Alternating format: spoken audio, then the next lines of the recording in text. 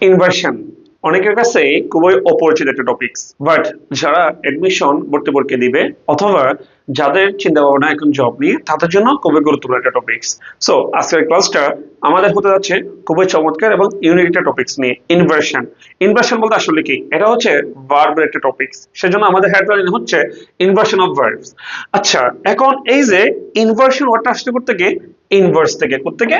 Inverse থেকে। Inversion ওয়ার্ডটা আসছে ইনভার্স থেকে। এখন ইনভার্স মানে কি? আচ্ছা, ইনভার্স বলতে আসলে যেটা বোঝায় সেটা হলো ইনভার্সন, অর্থাৎ ইনভার্স মানে উল্টে যাওয়া। ইনভার্স মানে কি? উল্টে যাওয়া। কি যাওয়া? উল্টে যাওয়া। এখন ইনভার্স থেকে যেহেতু ইনভার্সন আসছে, এটার বাংলা মিনিংটা কি? এটার বাংলা মিনিং হচ্ছে উলট পালট অথবা বিপরীত, অথবা যা হওয়ার কথা ছিল তা নয়, আমরা যেটা ভেবেছিলাম সেটা হবে না। এটাই হচ্ছে ইনভার্সন। আমরা যদি একটা এক্সাম্পলের দিকে তাকাই, নরমালি কোন একটা সেন্টেন্স হয় এভাবে, I have never seen him before.